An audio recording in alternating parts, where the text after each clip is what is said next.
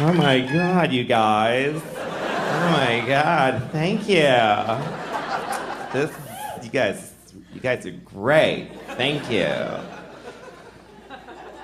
This is what I talk like now, just so you know. I'm gonna do the whole show like this. A very offensive stereotype of a Mexican.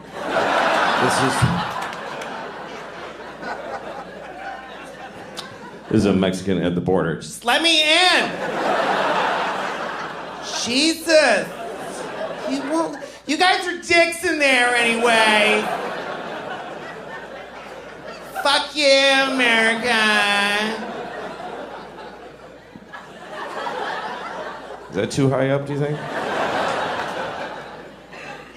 Sorry, I always like to stand just a little bit wrong, you know? Just for my own entertainment, instead of staying like this. Just put it a little bit up here, just so people are like, I don't know why that bothers me.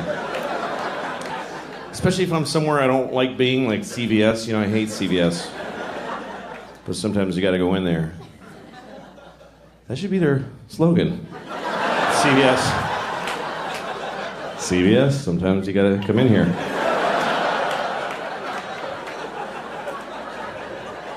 Or else you gotta get your wart Band-Aids. And that stuff for your dry vagina. Dry vagina. I used to think it was called a vagina. I did because I grew up in Boston. And I don't know if you are familiar with, people call it the Boston accent. It's not an accent. It's a whole city of people saying most words wrong. It's just stupidity in a massive region. Because my teachers, they teach you to talk like that. I had a teacher named Miss Doherty, but she thought her name was Mrs. Darity. She mispronounced her own name. Miss Darity. And she gave us sex ed. It was 5th grade. We had sex ed with Mrs. Darity, and she's showing us the diagram. She's like, "This is a penis, and this is a vagina. Now, during intercourse, the man ejaculates sperm up into the vagina, and then later, a fucking baby comes out of the vagina. And sometimes it's retarded." This was the 70s. Teachers said retarded in Boston in the 70s. "My daughter's retarded." She used to tell us every day. "I have a daughter and she's mentally retarded. She's 35 and she lives in my house. She better be fucking retarded. I'm gonna stick her back up in my vagina."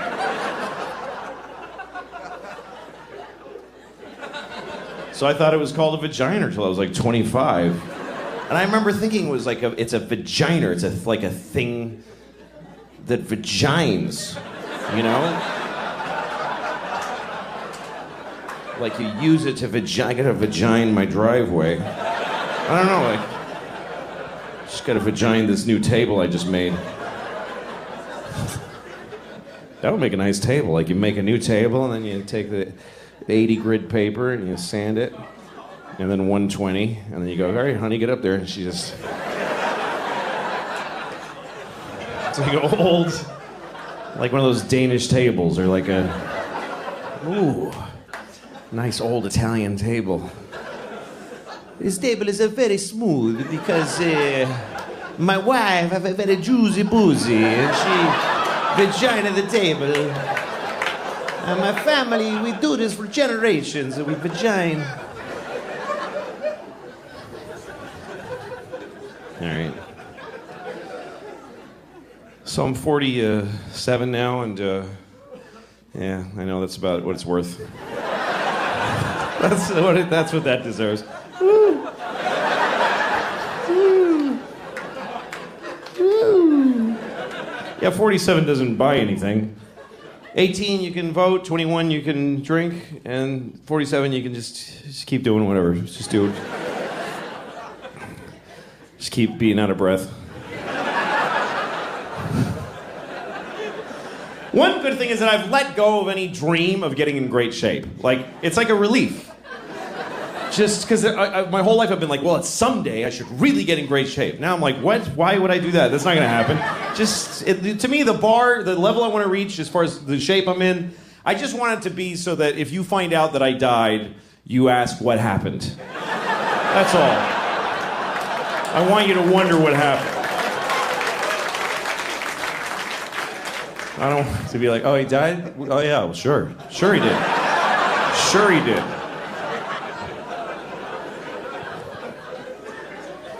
This would be a bigger news to you. Did you hear Louis is still alive? Shit. Oh, really? Oh, my God. Oh, my God. How? Something's changed when you get older. Like, I've reallocated some of the noises that I make. Like, the noise I used to make when I come is now the noise I make when I pee.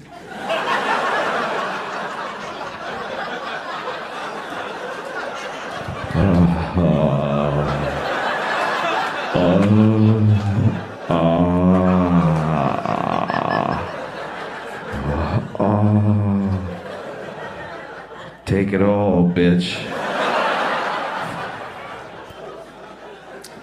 Very disrespectful to my toilet, unfortunately. Yeah, you like that piss, don't you? Bitch. I'm gonna shit in your mouth, too, because you ain't nothing but a shitty, piss-drinking toilet. Dumb bitch toilet. You ain't intelligent. You ain't even been outside. You sit there waiting for me to shit in your face. Got piss on your lips. You ain't even special. I pissed in 3 toilets today. You ain't shit. It's terrible. It's awful. But that's how my dad treated his toilet, so that's where I learned it.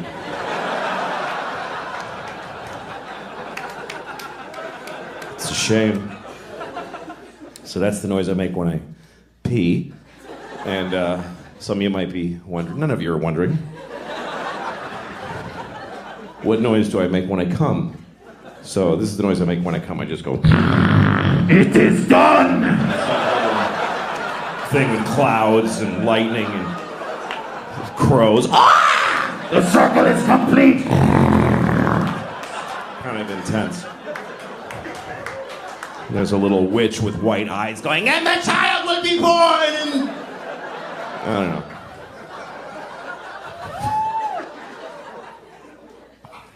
One time I was having sex with a woman. It was our first time having sex. Also turned out to be our last time.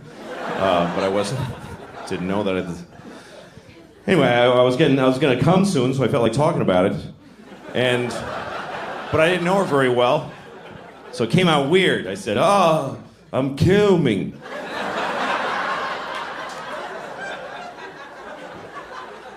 She's like, what did you say? Because I was back there. That's why she had to go like this. What did you say?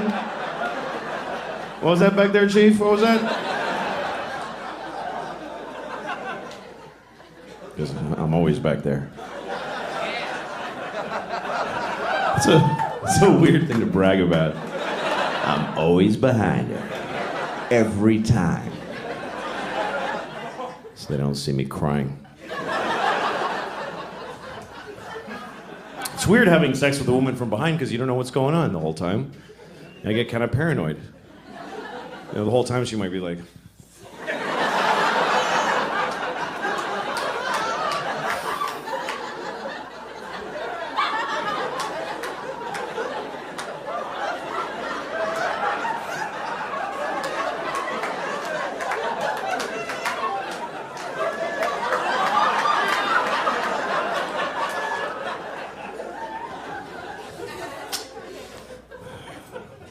I was on the subway in New York.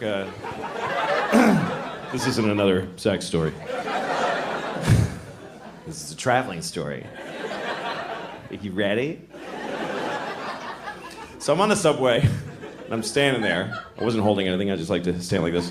I'm standing there. I walk around the city like this. Hi. So I'm standing there, and from behind me over here, I hear this. I hear, and I was like, ooh, okay. This is a crazy person. I mean, it's not a big surprise in New York. Then I heard it again. I was like, all right, I want to see the crazy person. Just want to take a look. So I look over, and it's not what I expected. It wasn't a big homeless guy with 2 sets of headphones that don't work or anything like that. It was a young woman. She looked like she was about 21. She's standing there. She's very kind of nice, properly dressed. She was very, like, Michigan-y or something. Very suburban-y, Michigan-y kind of thing. And she's standing there with a ponytail. And then all of a sudden she starts going like this. She goes, la la la la la la la. La la la la la la la. And I realized, oh, she's like a student, like a singing music student. And she's doing her vocal exercises on the subway. And you know what? It wasn't charming or nice. It was arrogant and rude. Because she just had this look like, I'm so cool because I'm studying music in New York City. And I just do my thing right on the subway every day. La la la la la la la, everybody. La la la la la la la, tired nurse who just did a 14-hour shift.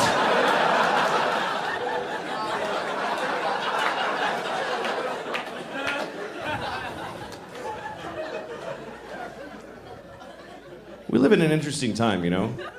Because you can be on an airplane, you're like one of 200 passengers, you're on a flight, 30,000 feet in the air in the middle of the flight. If you just decide to do this, you're sitting in your seat and you just start going like this, you go, Mwah!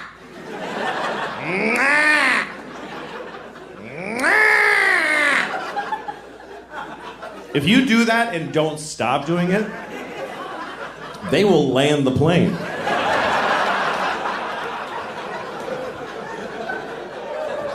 You can will a plane to the ground without a weapon or a threat. You don't even have to do that much. You can just sit there and just start going, down, down. Seriously, if you were on a plane and you just didn't stop saying down, down, down. Sir, is there a problem? Down, down. Fighter jets will appear. I mean, you'll go into the nearest airport. And then I guess you're in trouble, but well, they can't put you like in prison because you said down several times. They'd like bother you. Why'd you do it? Are you a terrorist? Why'd you do it? I just didn't want to be up anymore. Just didn't like it. I mean, I just said the word of the where I wanted to be. You didn't have to do it. It's just a suggestion. Jesus Christ. I was on a plane once and there was 2 babies on the plane. And other people. Wasn't just me and 2 babies. That would be weird. You get on a plane, there's just 2 babies.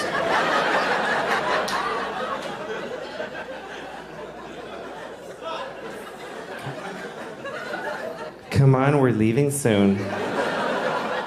He's the pilot baby. I'm the other baby. No, it's all right. I'm not gonna... You babies have a good flight. But I'm gonna find another way to get there. Yeah, I don't like the way this was starting. Anyway, I was on a plane and there was these 2 babies and they were crying the whole time. Crying the whole flight, and that happens a lot. I don't think they knew each other, they're just crying. I've seen this on so many flights, I started to wonder, is there a reason for this? Is there like an actual reason why babies... So I looked it up. Turns out there's an actual reason why babies cry on airplanes, and it's because they're upset that gay people are getting married. Yeah.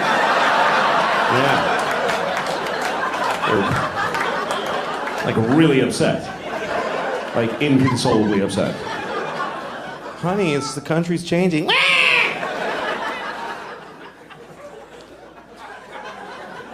And I don't agree with them. I think if people are in love, they should get married. But they can't accept that. Because they're just, they're just being babies. Babies are selfish. They are. Babies are selfish. They just, meh. No baby ever goes, meh, but how are you doing, though?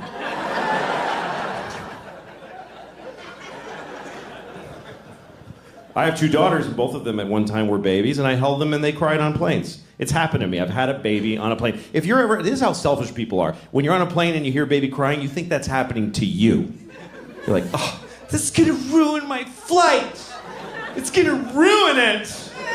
Well, look at the parent, because that person is holding a crying baby on a plane, which means they've been traveling with a baby all day, which means they have a baby. Okay? So their life isn't even good. They don't like anything. Their whole life was, Jesus. If there's any joy for them, it's that this is now bothering other people. Yeah, you listen to this shit now. Wah!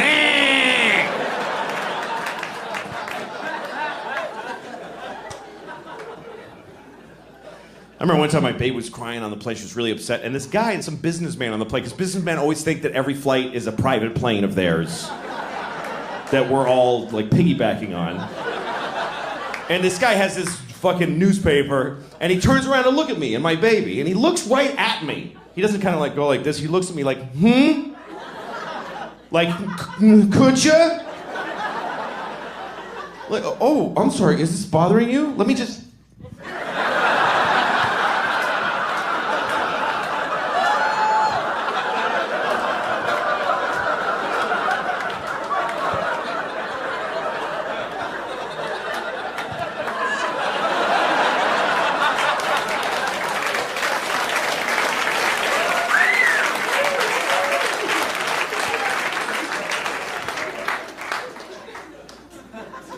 You all just clapped for a dead baby. You applauded a dead baby. Yeah. I have 2 children, 9 and 12 years old, both girls. They're both gay. I'm raising them gay. Most people raise their kids straight. I'm just gonna raise mine gay. They'll do what they want later, but as long as they're in my house, they're gay.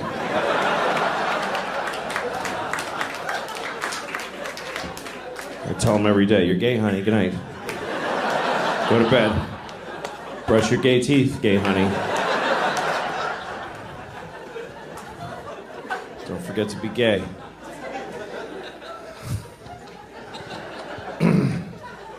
Having children is a big responsibility, and I've never really done very well at it. I've made a lot of mistakes, some of them big, some of them small, you know? Like, I'm still a person, I still am an idiot, you know? Still, like, I got high one night, I got really high, because I don't do drugs, I never do drugs, never. So that when I do, they're way more fun. To me, that's my best advice about drugs. If you want to enjoy drugs, never do them. Never. Because then when you do, they're actually fun. Because when drugs are part of your life, they're just another pain in the ass in your life. It's just, my drugs suck. I don't want to have that problem. I always want to be that person where it's a new thing. Somebody's like, hey, you want to try this? And I'm like, oh, I don't know, I should. It's crazy. I don't even know how to do it. I mean, what is this? Anyway, I got my friend had the little vape. I'm a little worried, honestly, by the young people with the vaping and they just do this and then they just vape and they just stand on the corner and puff and look at the fucking thing. And I miss you. That's what it is. I miss you people because you used to stand around like this, and I get to go fuck that one, and that was okay. But now I don't even. I'm just looking at the top of people's heads now. But I didn't realize how, like, my friend. I have a younger friend who vapes, and she told me it's just to kind of like calm down. She's like, I barely feel it, you know. Sometimes it helps me sleep. So one night we're hanging out. And I'm like, I'm gonna go home and go to sleep. Maybe I'll just try it. So I took one little tiny hit. I was insane. I was completely insane. I was in my house. I couldn't even walk past the window. I had to go under the windows because I was afraid of the inside of my own brain. So I started texting people, just texting. I'm so high. I'm so fucking high. I'm so high. And I texted, to another friend. I'm so high, I want to suck the pot jizz out of my own dick and get higher. That's what I wrote. I'm not bragging. I'm just telling you that's what I wrote. And I sent it. And then later I looked at my text and I was like, I think I might have sent that to my 12-year-old daughter. I think it's possible. And I didn't, but I too easily could have. Now my kids are in my phone. There needs to be some very reliable firewall that says these numbers are much harder to text. That you can't just, whoops, traumatize her irreversibly. That you can go to write to these numbers, I have to solve the Hellraiser puzzle, and I have to, there's two guys with the keys at the opposite room that turn them at the same moment, and there's a warning, are you sure you want to send this picture of your pubic hair to your ex-wife's mother? That's how you want to break the silence 6 years since the divorce. This is my pubic hair. Look at all of my pubic hair. How have you been?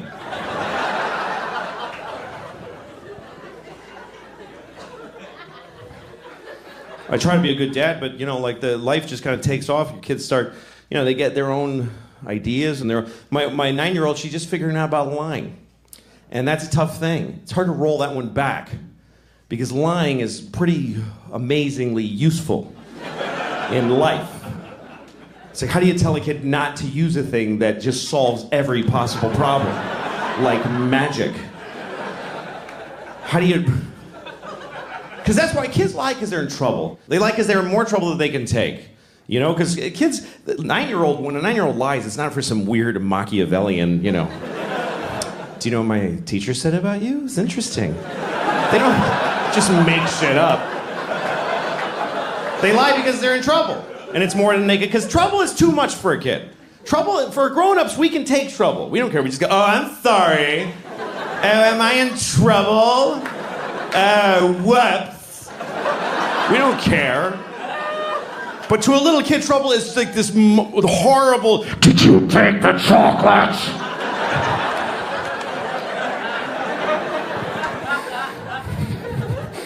And she did, and she doesn't know how to handle it. Did you take it?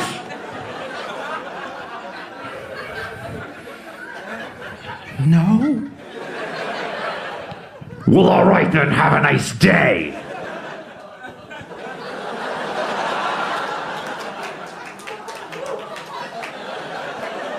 How do you then tell her, yeah, don't ever apply that perfect solution again to terrifying things?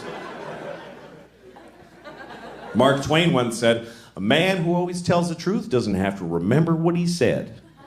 And that's great. But Mark Twain also said, there once was a big black guy named Nigger Jim. So, I don't know if 100% of the things he said were perfectly awesome.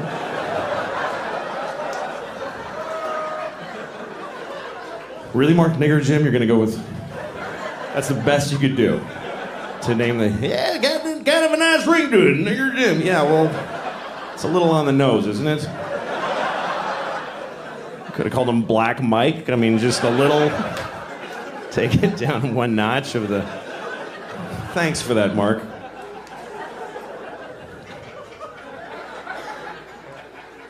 Anyway, so while we're in this area, now that I know you guys are cool, no.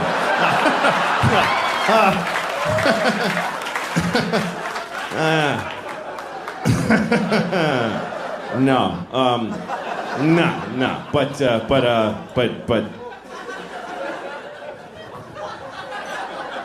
This is a story that takes place. I'm going to tell you the story. It's kind of a messy story. It takes place over a lot of years because it started with my friend Mike, who told me this story. This happened to him back in the 90s. He was going home for Christmas. And he lives in Connecticut. He grew up in Connecticut in some shitty shit town in shitty Connecticut. And he didn't like going home. He's one of those people, he came from a place, doesn't like it anymore. And he goes back, he doesn't know how to handle his family, you know? And he came from a family of white racists and he doesn't like going home. But it's still home. So he went home for Christmas one year, and everybody's hanging out during the day, talking, having lunch. And his father and his brother both work at this factory, and his brother's grousing about his day at work. And he goes, yeah, and then this fucking nigger fell asleep with the forklift. And then my friend Mike heard that and he went, oh God, why am I part of this people? I hate this. And he felt bad. And then that night he's in the kitchen and he's having a warm milk or whatever. And I don't know why that's funny, but what that says about him. Yeah, because he's a pussy. No. He's just sort of having some time to himself, and his cousin comes downstairs. We're staying, and his cousin, he likes his cousin. That's the one person he always felt connected with. And his cousin's like, what's wrong, man? And he says, well, geez, I come home and I hoped that everything would be, normal, but then my brother says, he's about the factory and this nigger fell asleep with the forklift. And his cousin goes, oh my God, the nigger fell asleep with the forklift? So this is the first part of the story, okay? So Mike tells me that story about how he's just not listened to by anybody in his family. And then later on, I get a job writing on a TV show for Cedric the Entertainer. Great guy. And he had a show, and he hired a writing staff, half white writers, half black writers. So at lunchtime, we talked about race. It was just, we'd have these provocative, interesting conversations, trading notes about race, with the white writers and the black writers. And I told that story. I told the whole thing about the guy, nigger in the forklift, and then the cousin saying, well, the nigger in the forklift. And then one of the writers, a black writer, he goes, that's nothing worse than a nigger falling asleep at the forklift. Making it harder for the rest of us. Still, nobody's quite hearing what my friend was going through. And then, about a year later, I'm hanging out with my friend Dino. Dino's Greek. He has no dog in the race. He doesn't care either way. He's Greek. Greeks aren't white or black. He just got a big nose and he just stands there.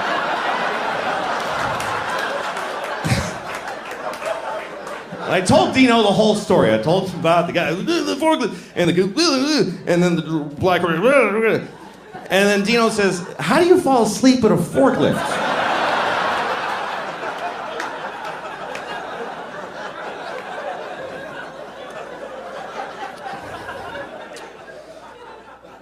My oldest daughter's gonna be 13 next year. That's a big deal.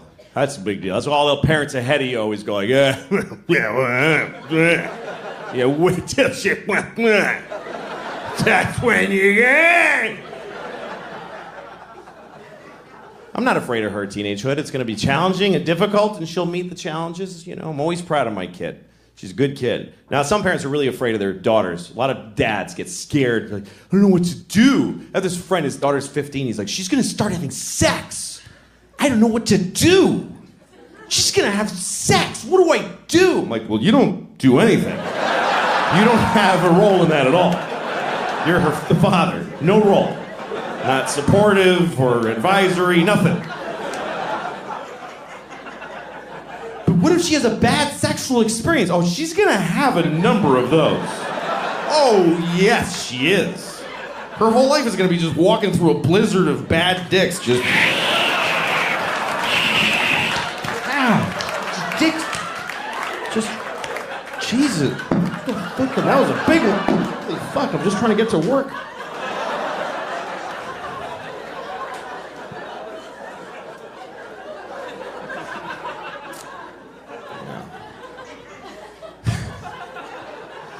The little one, the 9-year-old, life's a little simpler.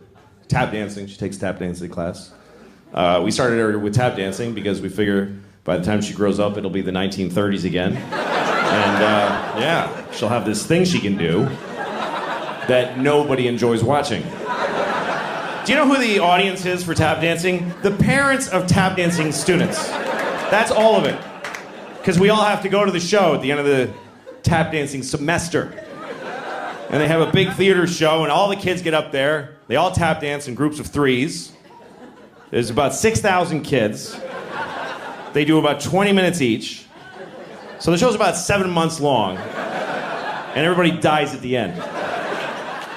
But you go because you want to see your kid tap dance. Because that's an amazing thing. Because this was a baby. She was just a baby. She was just like, that's it. And now she's going like this. It's amazing. But you gotta watch all those other kids that you don't love at all. You gotta watch people, grown-ups do it. There's grown-up adult students and they get up there, get off, nobody's here to see you. Nobody. Your parents are dead, you're 52. Nobody came from work, nobody came from work.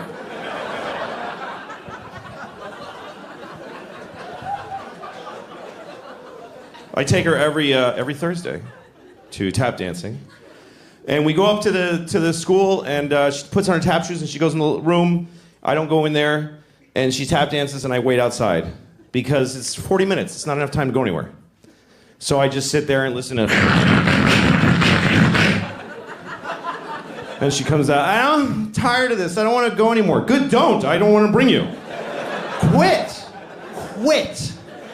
I don't care. I don't push my kids into this shit. Because you got to do it too. I don't want to do it. Daddy, I'm tired of soccer. Soccer is out of our lives forever. With those words from thine mouth. Soccer is gone. I don't care. Don't go to school. I don't want to get up at 7. Don't do any of this shit, honey. I don't care. I have money. Just eat the food in the house. Stay home and eat.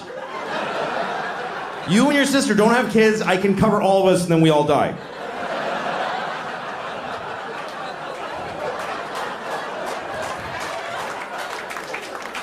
That's my goal. I want to make enough money that we can just lock the door and eat the food. That's it. Daddy, what are we doing today? Go to the food room and pick something out and go to bed. That's all that's required of you. People overthink this life shit. People get all knotted up. I don't know what to do with my life. Like, I don't know, like, what I should be, or, like, I don't know. It's like, what should I, like, do with my life? Just get food, put it in here. Put food in here. That's it. Put food in here. Walk around and look for food. And anytime you see any food, put it in here. Just take it and put it in here. Later, when you feel pressure, shit out the shit in there. That's it. If anybody tries to stop you from doing either of those, murder them.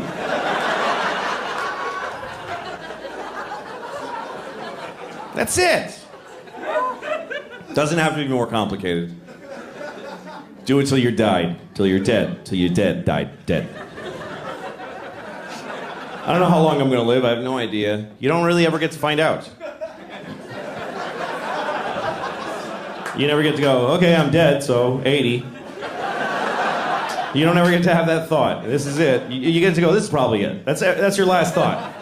This is probably it right here. Yeah, well, we're all gonna die at some point. It's true, man. And you find out at some point, it's an interesting thing about human beings that we live with the knowledge that we're gonna die. I found out when I was 7 that everybody dies. My grandfather told me. He said, everybody dies! I wasn't even talking to him.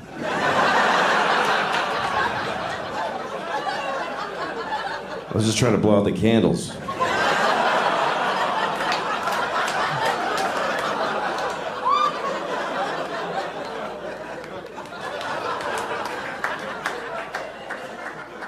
Now, I was 7 years old when I found out that everybody dies.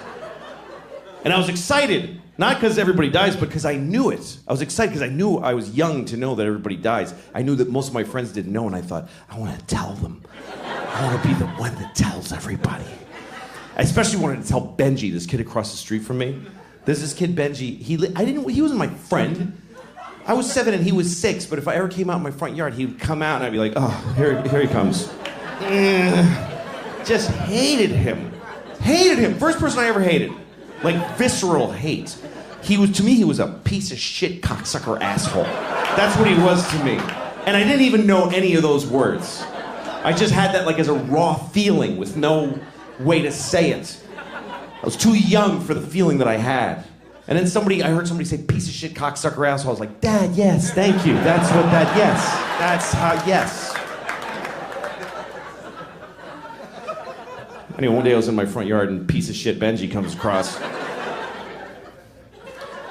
And he says, I got a new bike, or something like that. And I was like, you're gonna die someday.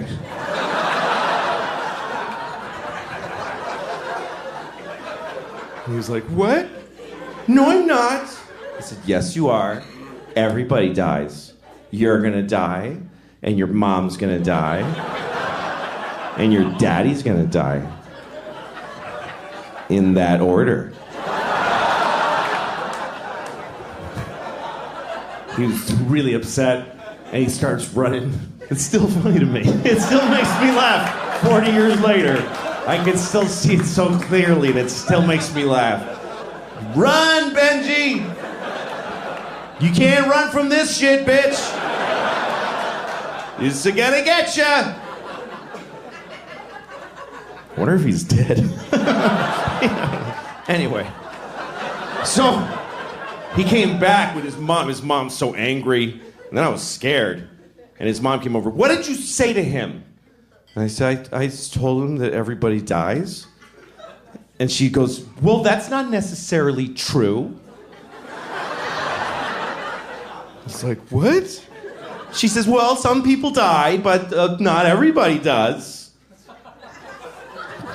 And I was so full of questions. I was like, what about Abraham Lincoln and George Washington? They're dead. Well, she said, yeah, that's because something happened to them. George Washington didn't take care of himself, and Lincoln got shot. But there's a lot of people alive from those days. And I was like, really? What about, like, Bible people? And she's like, yeah, we have to go. And then she left. Because I think she realized this is only going to get worse. She's not on a good side of this argument. And then I went to my mom. I told the whole thing. She was like, don't worry, that lady's a fucking idiot. Don't listen to her. My mom said, don't worry, baby. You're definitely going to die.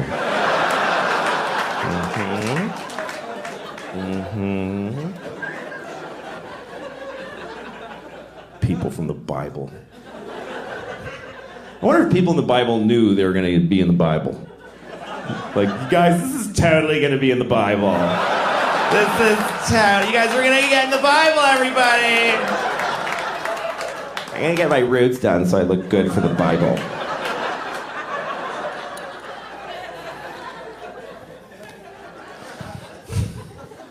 Yeah, my dog died recently. I had to tell the kids that the dog is dead. That's a tough thing, telling your kids that the dog died. You got to tell them at some point. You can't just keep going. What? No, where you go? Well, there he goes. I don't know. He's that little scamp. You gotta go get him. Told my kids the dog died, and we dealt with it. And I was proud of them how they expressed their feelings about it. They cried. I was proud of them how they dealt with their feelings and what they said about it and how they processed it. And I realized this was a positive thing. That's how you start thinking as a parent. A lot of things you don't think of would be positive really are because a dog dying is an opportunity to deal with death with your kids. It's like a dry run for grandma. It is. It is. Dog dies, you talk about it, you deal with it. Later on you go, so you know all that stuff we talked about the dog? Yes, so grandma now.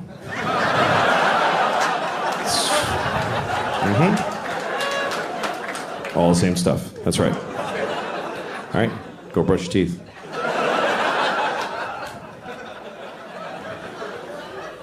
I had a dog when I was a kid, and he hated me. And it really hurt. It's a true story. My dog hated me. And I wanted a dog so bad. I was like 10 years old. I used to beg my mother for a dog. And she just would say, like, you had one when you were a baby, and it died. It's fine.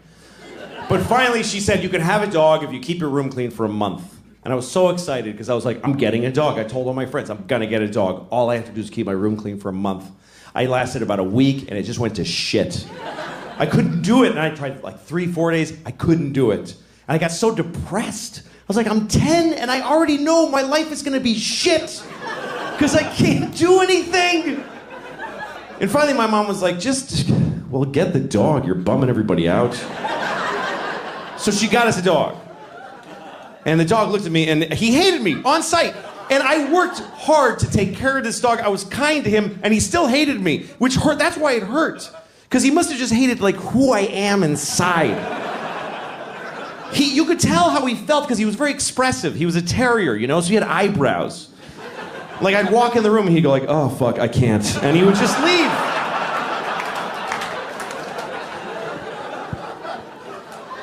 I would take him for a walk and I had to use a leash, and I didn't want to use a leash. I want to be one of those cool guys with a dog that just comes along. You know, those guys always got like a suede jacket with patches in it and like scratchy hair. And he's like, hey, and gets in his old pickup and he's like, come on, dog. He goes like, you know those guys that can whistle, that cool whistle?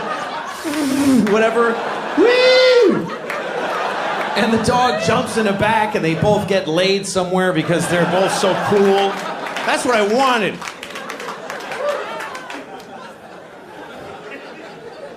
But my dog would go for a walk and the leash was like taut, like this. It wasn't even like, yeah, we're friends. It was like, dude, how far from this kid can I get my face? He would be choking himself the whole thing.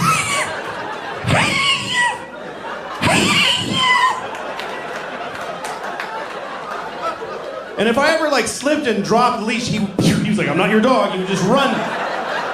He would run like a slave. He would just take off.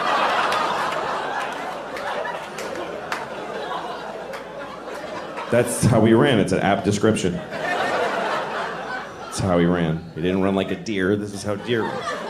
He ran like this.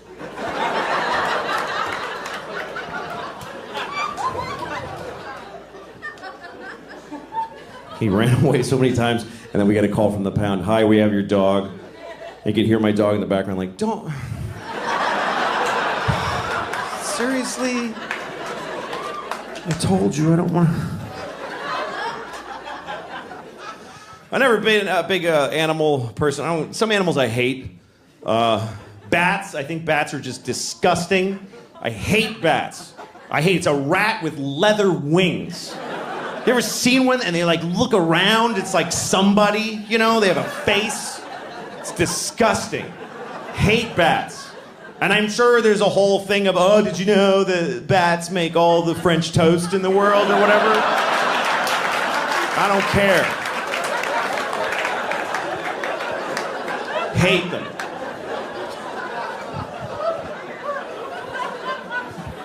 I had a bad bat experience. This summer, we rented a house this summer. I got a house for me and the kids. My ex-wife and I, we share custody of the kids. So the summer, 1 month they go with her, 1 month with me. So I got a nice house in the country. And it was beautiful. The kids loved it. But the kids go to sleep at, 8 o'clock at night. So I'm just laying awake, terrified. Terrified. I'm so scared in the country because it's just quiet and it's just mystery and trees and darkness. I live in New York City. I feel perfectly safe there. I'm surrounded by murderers and child molesters and Jews. All right. I mean, there are a lot. There's a bunch of those. But so one night I'm in the country house and I'm just laying awake, just begging for the fucking sun to come up so I can sleep through my days with the kids. And I'm laying awake, and my bedroom's above the kitchen, and I hear this. I swear to God, I heard this sound. I heard, what are you singing? I heard that, like clear as a bell. And immediately my heart is pounding. I'm like, I'm going to have a heart attack right now. Because there is a witch in the kitchen. First of all, there are witches. I have no doubt in that moment. There's witches. That's how easy it was to flip me over. There are witches. And there's one in the kitchen. And I gotta go down there. I can't just, they like kids. She'll get the kids. So I go downstairs. I'm terrified. And I'm standing outside the kitchen door like this for like an hour. Too scared to go in until a little bit of logic seeped in and told me even if there is a witch in there, she wouldn't just make a noise and then just stand there for like an hour. So I go in, there's nobody in the kitchen. And then I hear the noise again, and it was the dishwasher. The dishwasher has weird tubes, and when the soap goes through them, it's kind of vocal. I don't know why, but it goes... It was the weirdest thing to watch my dishwasher do it. I was like, all right, it's cool, I'm fine, there's no witches. I'm about to go upstairs, and a bat, a fucking asshole bat, pick that. He's like, and he just flew right by my head like this, and I went, ah! And I just fell on the floor. Ah! And I crawl into the closet. I close the door and I call 911 right away. I don't know if you ever called 911 and you don't realize till they answer how you shouldn't be calling 911. 911, tell us your emergency. Hi, I'm sorry. I'm very sorry to be bothering you. This doesn't qualify. The lady's like, sir, what's the problem? I said, there's a bat in my house. And I don't like it. She was nice to me, because it's country 911. If you call 911 in New York City, there's a bat in my house, they'll be like, sir, we'll send a car right over to shoot you in the face. But she was nice. She's like, sir, we understand. You're divorced, you're overcompensating with a country house. You're in over your head.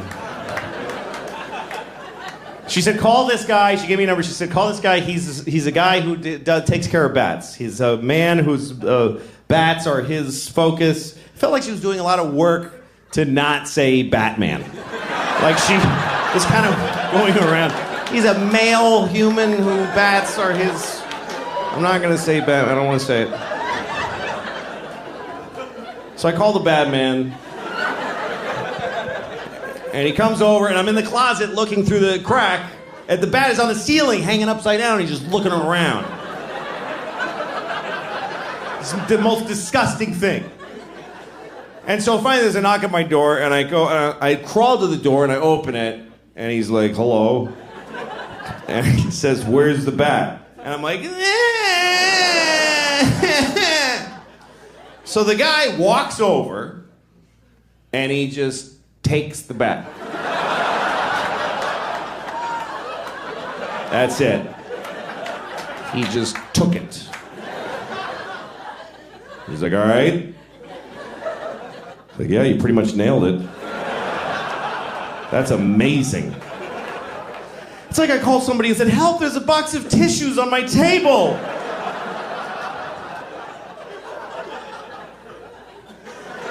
Oh, thank goodness. What a relief to have a man in the house. Would you like some sweet tea? Wasn't expecting company. Oh, my robe fell open. He saw my breasts. Ooh, what do we do now, Mr. Batman? You know, I'm kind of grateful to that bat now. Now that you're going to fuck me.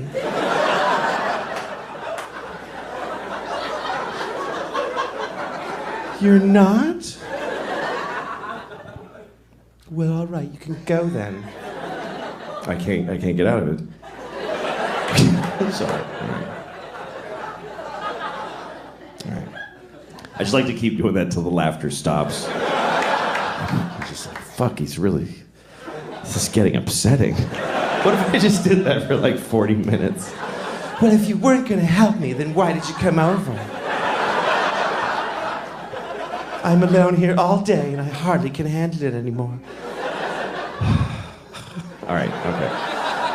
So, no, don't do that. Don't do that. I was in New York one time. I was on the subway platform, and I saw two rats, and they were fucking. And I never saw that before. I'm like, oh shit, there's two rats fucking right there. And so I watched them.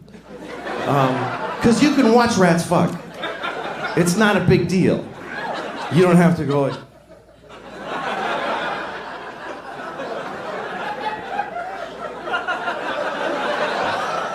You can really just totally just watch them. I see. Anyway, I'm watching them. I'm just curious. I mean, it wasn't surprising how they do it. It's not like she's on top going,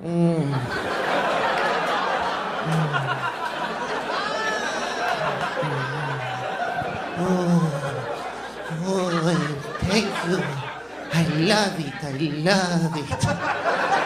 Oh, I think this is a Japanese rat I'm doing. I don't know. Oh, it's so good to fuck you. Oh, come on, Ricky, do me. All right.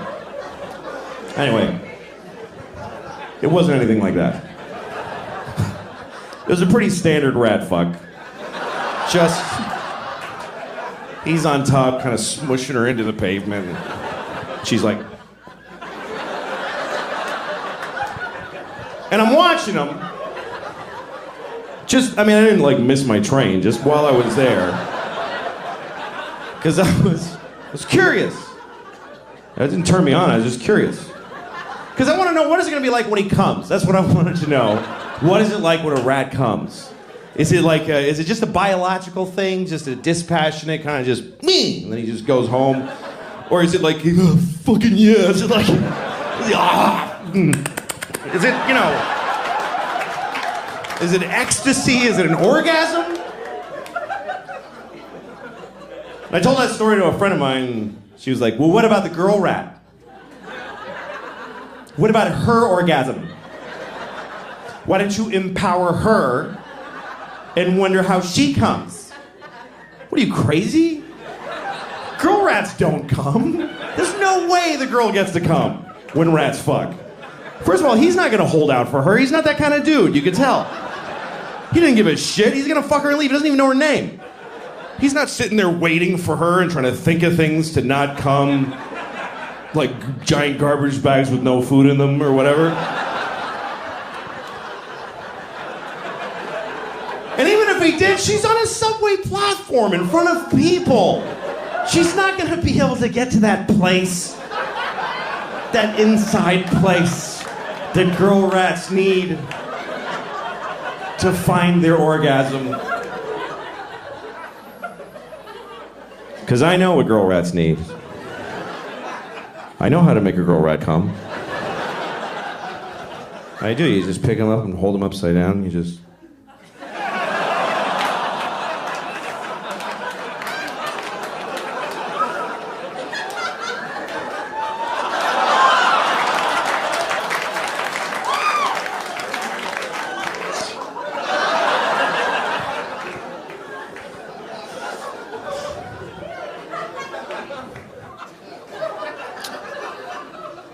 Just to be clear what I was doing there, I just want to make sure you know, I spit in her mouth while I played with her little asshole. Don't judge her, that's what she likes. I did it for her.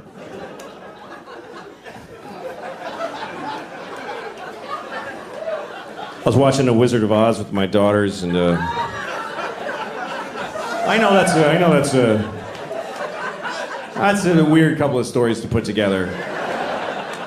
Fingering a rat's asshole to orgasm and watching The Wizard of Oz with my daughters.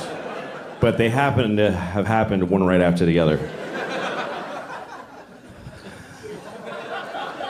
Most things that I do right after I made a rat come.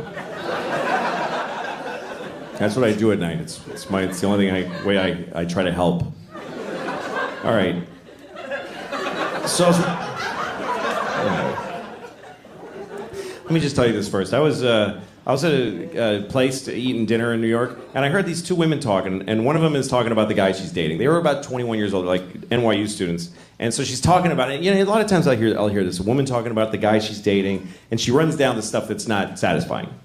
The things she doesn't like. She's like, he's just, you know, I text him, and he like doesn't like respond right away, and then when he does, it's like, whatever, so that's weird. And then, like, I saw him, and he's just being weird, and so then he, like, calls me, he's like, I'm sorry I'm weird, because it's, like, weird right now. And I was like, whatever, it's just weird. And then I'm listening, because I wanted to know, what is her friend going to say? I want to know what kind of friend she has, you know? And her friend just says, he's a piece of shit. He's a piece of shit. He's not good enough for you, because you're amazing. You're amazing. So he just can't handle how amazing you are. And I remember thinking, that is a shitty friend. That's not a good friend. That is not a good way to approach life. I'm amazing. And anybody who doesn't text me back, it's just can't handle how amazing I am. I mean, she's a student. She can't be. She's not Nelson Mandela. She's in college.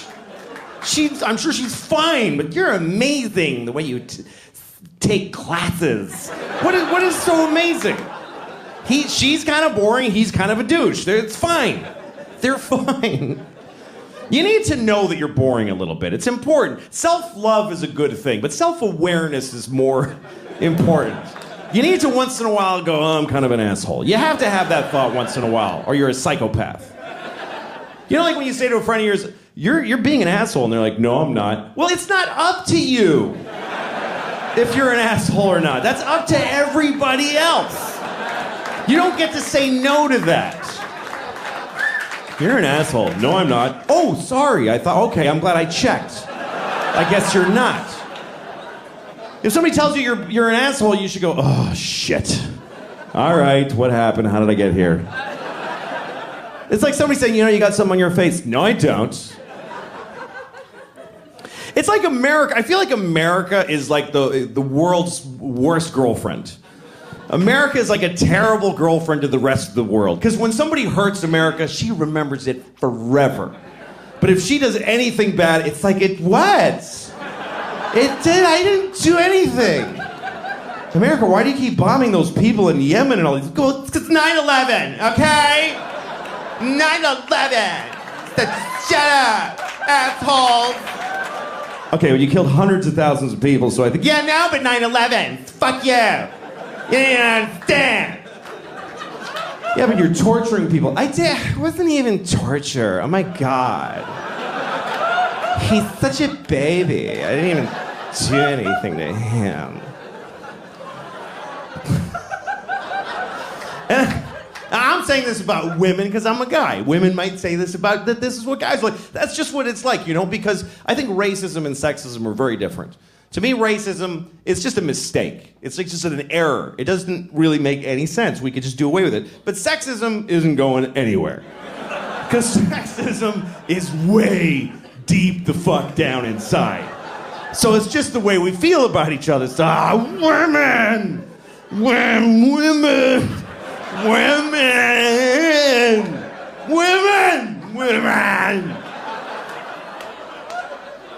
And you're like, man.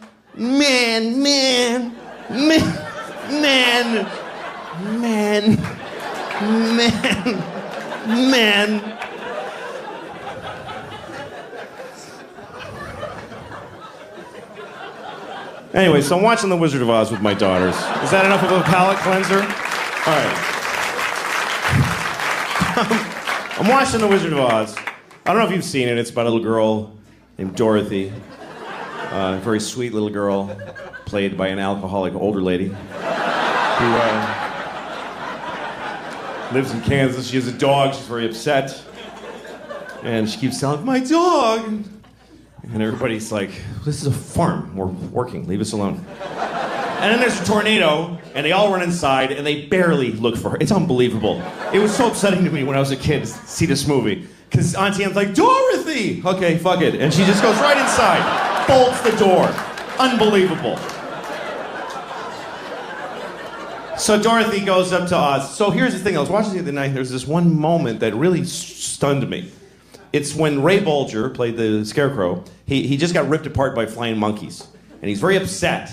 And he has this performance that's way over the top, even for this movie. Do you remember that moment the Tin Man comes over? What happened? And he's like, well, first they tore my arms off, and they threw them over there. And then they tore my legs off, and they threw them over there. And I've seen this movie 1,000 times. But for some reason this time, that moment made me go, holy shit. That was a lot. And I started to wonder if Victor Fleming, the guy who directed The Wizard of Oz, if he had a moment during the filming of the movie where he was like, I think I gotta have a word with Ray. Because that's getting to be a lot. All right, let him do another one. Okay, action. What happened? Well, first they tore my arms off, and they threw them over there. And then they tore my legs off, and they threw them over there. Okay, cut! Comes over. So listen, Ray. Yep!